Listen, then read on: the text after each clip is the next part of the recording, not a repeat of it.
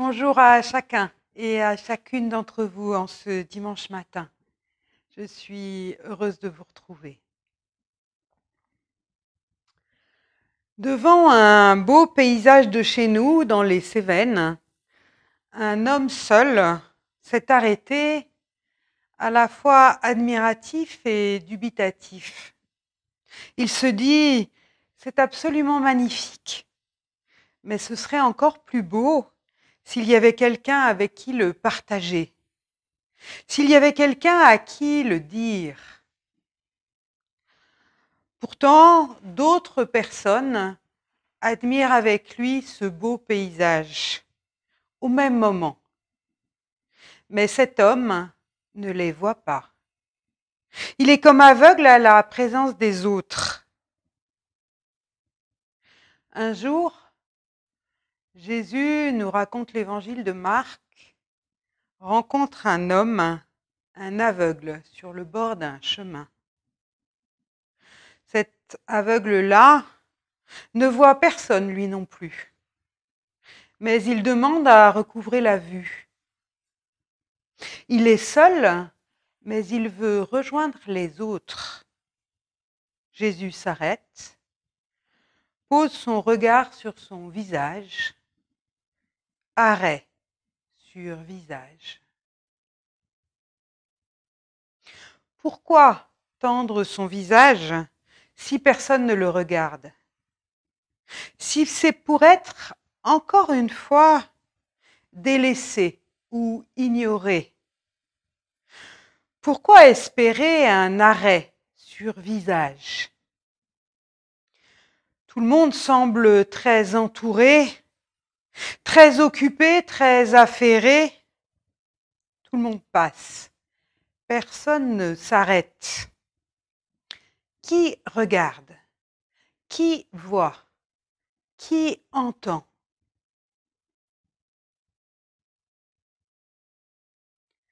Oh Dieu, ce matin, j'aimerais croire que tu t'arrêtes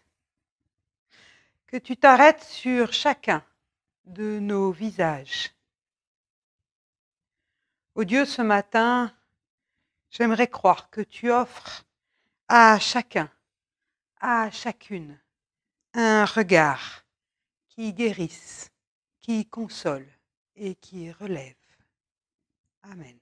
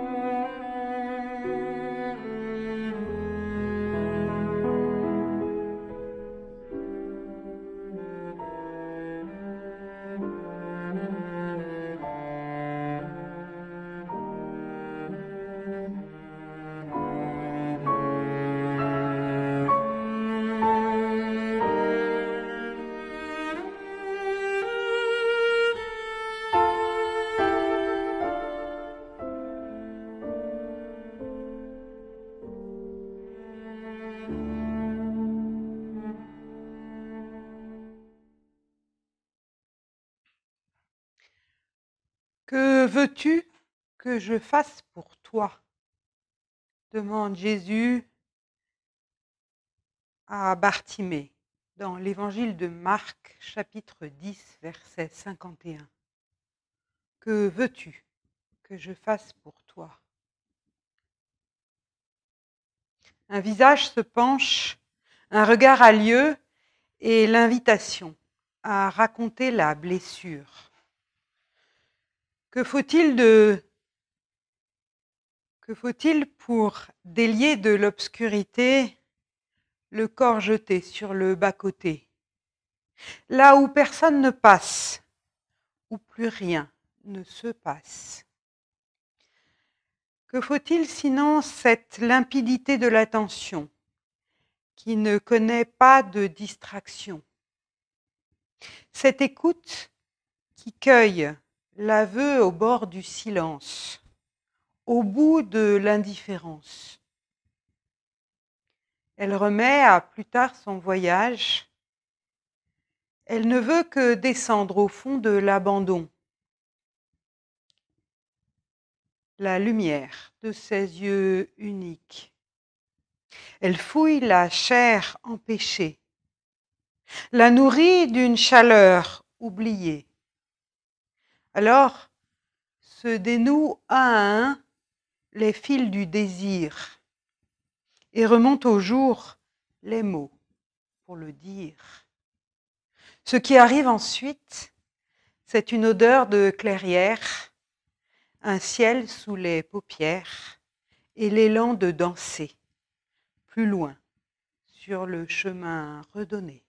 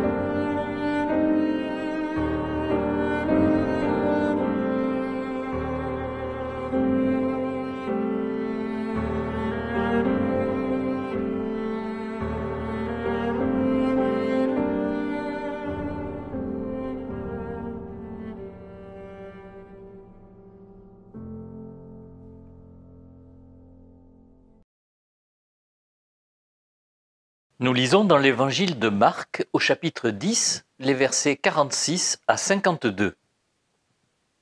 Ils arrivèrent à Jéricho. Et lorsque Jésus en sortit avec ses disciples et une assez grande foule, le fils de Timée, Bartimée, mendiant aveugle, était assis au bord du chemin. Il entendit que c'était Jésus de Nazareth, et il se mit à crier « Fils de David, Jésus, aie pitié de moi !» Plusieurs le reprenaient pour le faire taire. Mais il criait beaucoup plus fort « Fils de David, aie pitié de moi !» Jésus s'arrêta et dit « Appelez-le !» Ils appelèrent l'aveugle en lui disant « Prends courage, lève-toi, il t'appelle !» L'aveugle jeta son manteau et se levant d'un bond vint vers Jésus. Jésus, prenant la parole, lui dit « Que veux-tu que je te fasse ?» « Rabouni, lui répondit l'aveugle, que je recouvre la vue. » Et Jésus lui dit « Va, ta foi t'a sauvé. » Aussitôt, il recouvra la vue et suivit Jésus dans le chemin.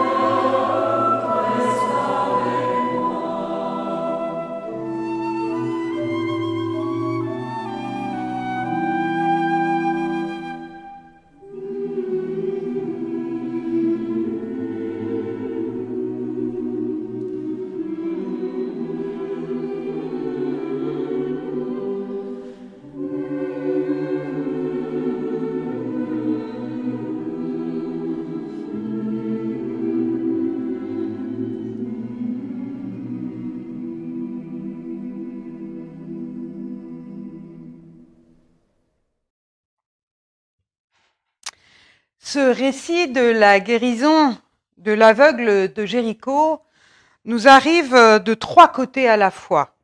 Nous le trouvons chez Matthieu, chez Luc et dans l'évangile de Marc que nous venons de lire.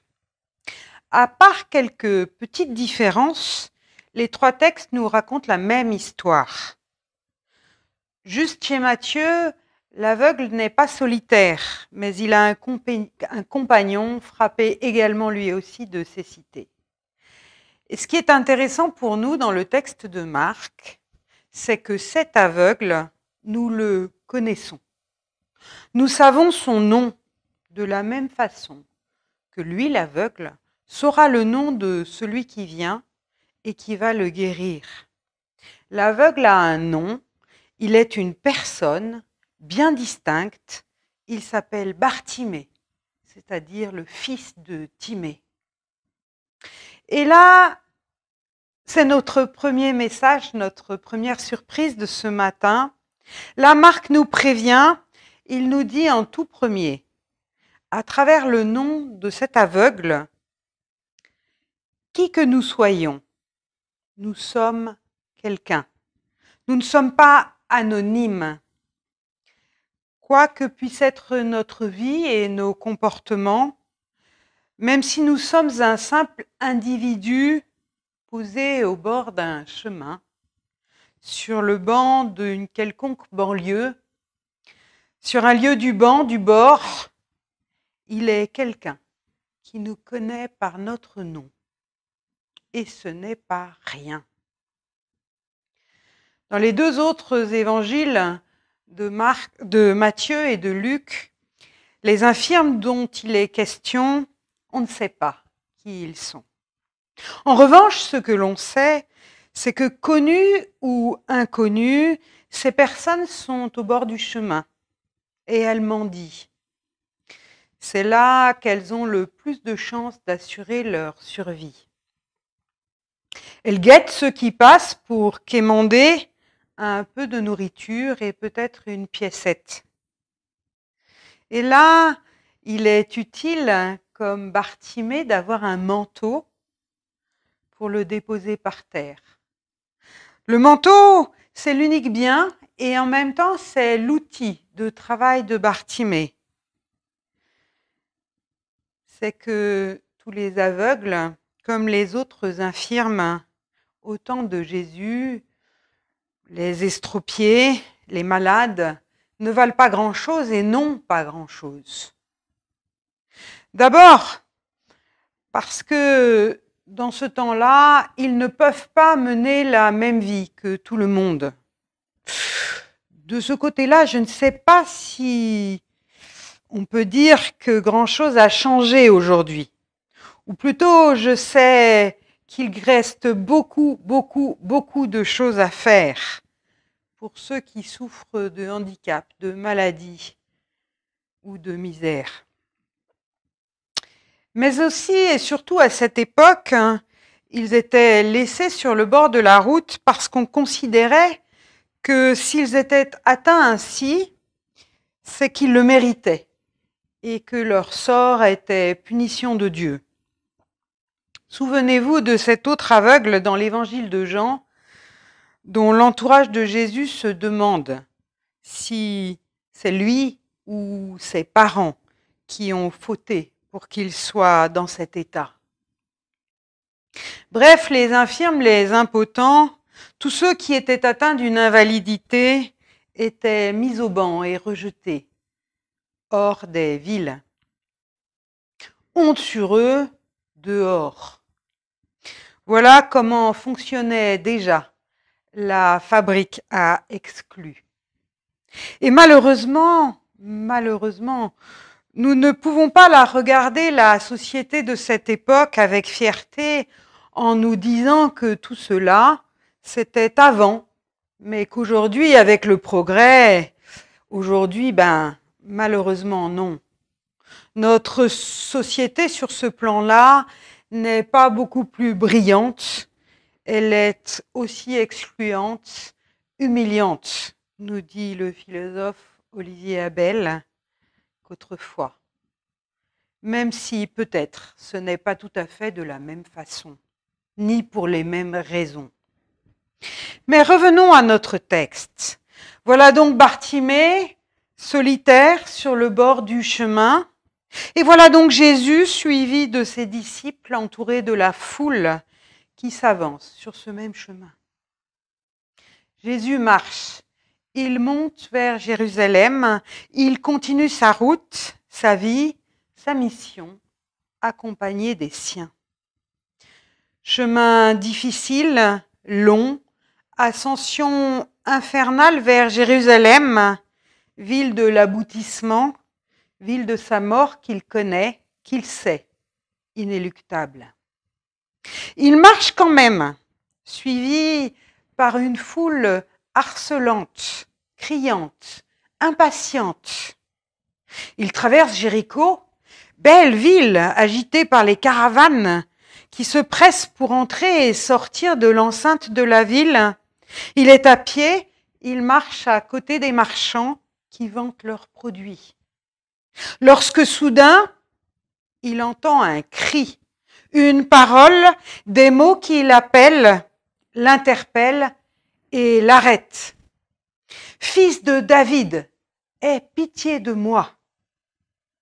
Par 2 fois, ce même cri, cette même urgence absolue à laquelle il ne peut pas ne pas répondre. Appelez-le, appelez-le. Tous étaient en mouvement, en marche, sauf cet aveugle immobilisé par sa cécité sur le bord de la route. Et soudain, la situation s'inverse. Tous attendent, immobiles, statiques, la réaction de l'aveugle à l'appel de Jésus. Alors, en un instant, Bartimée jette son manteau, bondit et court vers Jésus. En un instant, il réalise le programme demandé par ce même Jésus à bien d'autres. Il laisse tout ce qu'il a, se dépouille de ce qui pourrait le retenir, même de son manteau. Il bondit, saute sur ses pieds, redevient déjà un homme debout, restauré dans sa dignité, et court vers Jésus, entrant par là même dans la relation. Alors désormais, il ne peut plus rester au bord du chemin, il est entré en relation personnelle avec Jésus et un dialogue s'est instauré et c'est ce dialogue qui est le miracle du texte. Alors là, l'aveugle, parce qu'il s'est levé, parce qu'il a couru, parce qu'il a répondu, parce qu'il a bondi, parce qu'il s'est mis en mouvement, alors il voit à nouveau. Et il n'a plus de raison de rester assis. Désormais, il est debout, il marche et suit Jésus sur la route. Second message, seconde surprise pour nous ce matin. Jésus a osé engager une relation avec un homme qui était taxé de péché, qui était un homme aveugle, donc pécheur. Il conteste ce Jésus l'incontestable, il brave un interdit et ainsi il refuse la ghettoisation de cet homme. Comment fait-il cela? Simplement en s'arrêtant et en écoutant. Et du coup, la relation est instaurée et Bartimée est guéri. C'est une très belle histoire. Ou plutôt, ce serait simplement une belle histoire si elle n'était pas insérée dans un ensemble de textes au milieu de l'évangile de Marc. Parce que juste avant cette guérison, nous avons la 3e annonce de la mort de Jésus, de sa passion puis de sa mort. Et juste après cette histoire, nous avons l'entrée de Jésus à Jérusalem commencement de la lente agonie vers Gethsémane. De chaque côté de cette vie centrale retrouvée, de cet aveugle Bartimée, nous avons la mort annoncée. Si l'aveugle Bartimée est maintenant debout et voit à nouveau, Jésus, lui, est en chemin vers Golgotha et va bientôt mourir. Jésus a transgressé la loi. Ce matin-là, ce jour-là, sur ce chemin-là, ce n'était pas la première fois. Et celui qui transgresse doit être puni. Il s'est mis dans son tort et il n'échappera pas à la croix. Il semble que le chemin soit inverse. Lorsque l'un des petits, l'un des pauvres, l'un des malades se relève, se met à nouveau debout, voit, est guéri de maladie ou d'infirmité, bref, lorsqu'un des petits est ramené à la vie, Jésus, lui, avance un peu plus vers sa mort. Et pourtant, il ne s'arrête pas. Il va jusqu'au bout de l'évangile de la vie et cela ne sera pas acceptable. Et pourtant, il n'est pas ici question de magie. Rien ne nous est dit sur la façon dont Bartimée retrouve la vue. Mais tout nous est dit sur ce qu'il est à présent. Il est un homme debout. La seule chose que fait Jésus à l'égard de Bartimée ce jour-là, c'est de prendre le temps de s'arrêter et de l'entendre. Il ne se détourne pas. Il ne dit pas d'autres le feront, s'en occuperont. Il ne le juge pas. Simplement, la seule chose qu'il fait, il s'arrête, il l'entend et il risque une parole. Et c'est le troisième message pour nous ce matin, la troisième surprise peut-être. Il risque une parole. Il lui dit « Va, ta foi t'a sauvé ». Une simple parole. Une parole qui brave l'opinion publique, le fatalisme, pour s'adresser à un homme dans une situation désespérée, bloquée. Sommes-nous suffisamment conscients, nous, chrétiens, appelés à être témoins de cette parole de vie, de cette bonne nouvelle, du pouvoir qu'elle contient? Sommes-nous suffisamment conscients du pouvoir qu'elle contient, de la puissance de vie qu'elle contient et qu'elle annonce, cette parole? C'est cette parole qui porte en elle-même le miracle et la guérison. C'est là la force de cette histoire, me semble-t-il. C'est cette parole qui fait éclater la solitude, le désespoir et qui rétablit la communication. Alors, comment entendre? Comment entendre pour nous ces paroles fortes aujourd'hui sans nous souvenir et nous souvenir encore que le credo des réformateurs a été de donner, de redonner à la parole une place centrale, à cette parole de l'écriture, à cette parole évangélique, une place centrale. Le sola scriptura affirme la primauté de la parole de l'évangile sur toute institution, sur tout dogme, sur tout geste, sur tout rite. Je crois que ce qui fait aujourd'hui notre spécificité de chrétiens, et peut-être encore plus de chrétiens protestants, c'est bien ce rapport particulier que nous essayons d'entretenir avec la parole.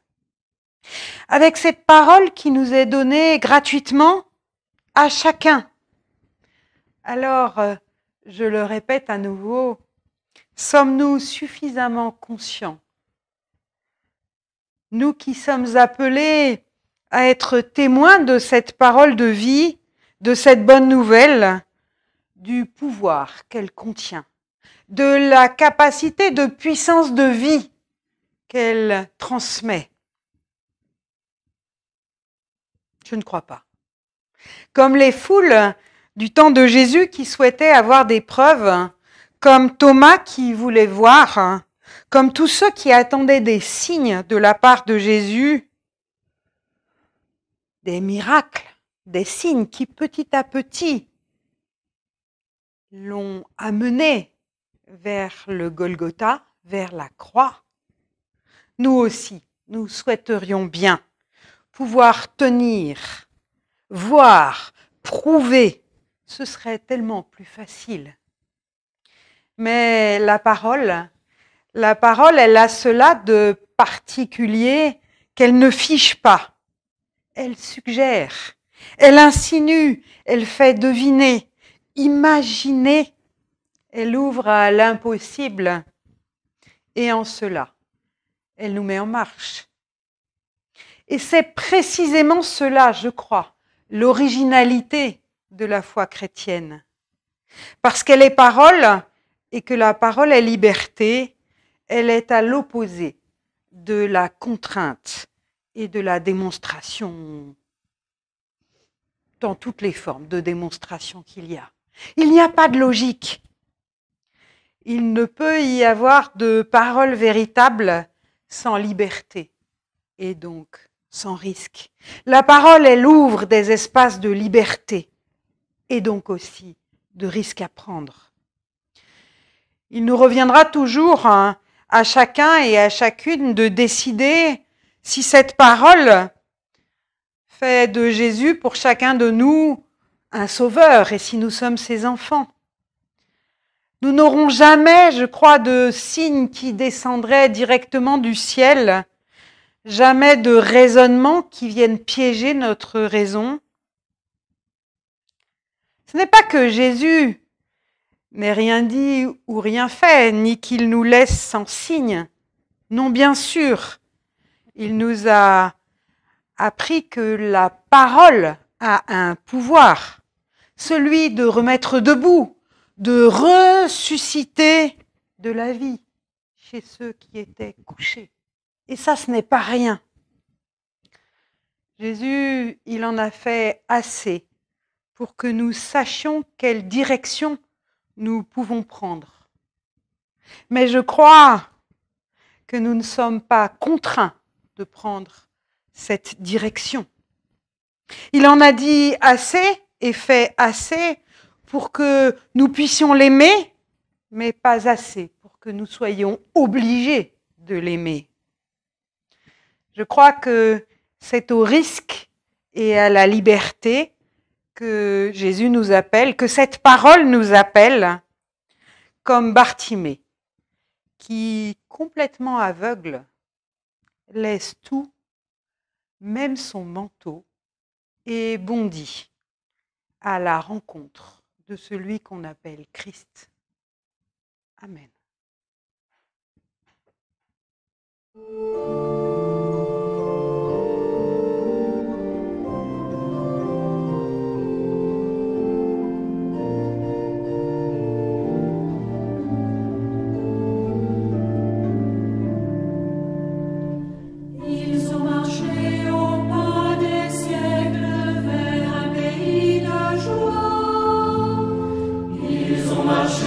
Au pas des siècles vers un pays de joie.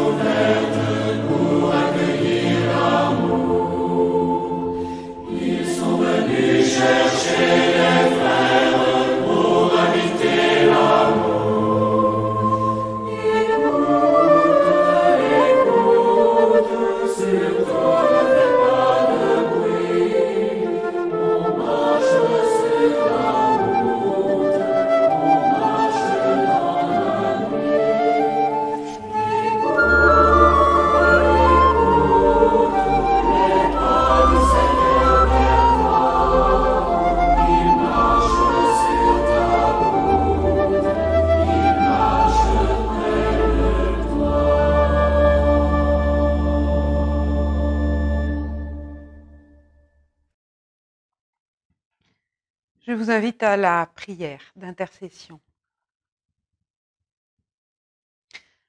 Notre Père qui es aux cieux, tu es venu faire de nous tes enfants. Que ton nom soit sanctifié. Aide-nous à être dignes de toi et à lutter pour que chaque homme, chaque femme, chaque enfant au bord du chemin soit reconnu.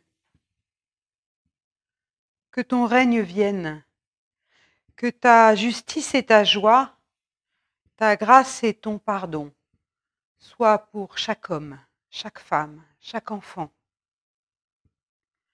Que ta volonté soit faite sur la terre comme au ciel.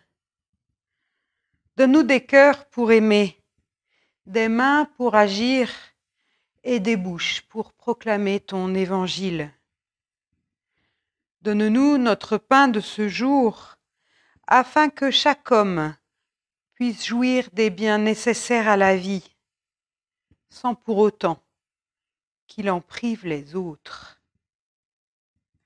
Pardonne-nous nos offenses, comme nous pardonnons aussi à ceux qui nous ont offensés.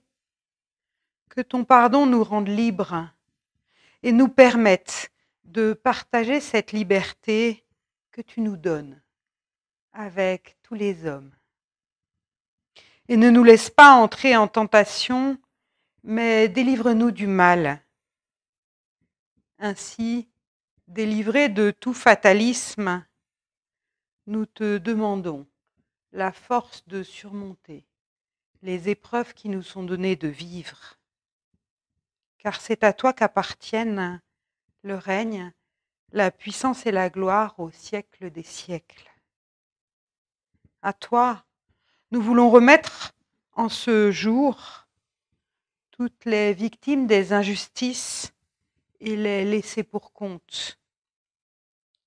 Tous ceux qui sont au bord du chemin, quelles qu'en soient les causes, la maladie, l'infirmité, le handicap, la solitude, tous ceux qui isolent et excluent. Et nous voulons te remettre tous ceux qui attendent la rencontre avec ton évangile libérateur. Amen.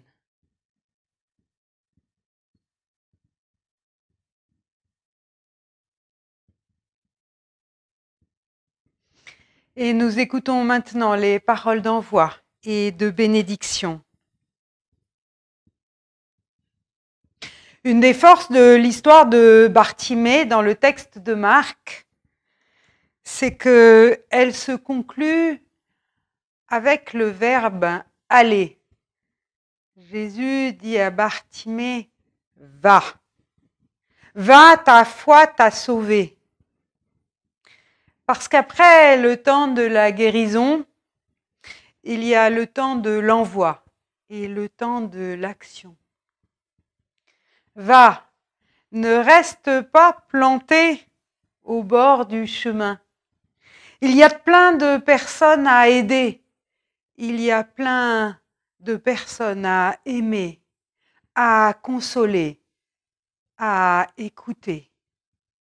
Va, quitte ton bord connu et va vers des rencontres inconnues. À ton tour de marcher à la rencontre des autres. À ton tour de prendre le temps de t'arrêter. Et parce que tu as eu la chance d'entendre cette parole de vie, alors à ton tour d'être le messager, à ton tour d'être porteur d'une parole de vie et d'amour, ou d'une écoute qui entraîne la vie retrouvée. Et nous entendons les paroles de bénédiction. Que le Dieu de la vie vous accompagne dans vos rencontres, vous guide dans vos paroles et soit toujours à vos côtés, aujourd'hui, demain et pour tous les jours à venir. Amen. Ce culte se termine maintenant. Nous nous retrouverons dans une quinzaine de jours pour un nouveau temps de culte. À bientôt. Au revoir.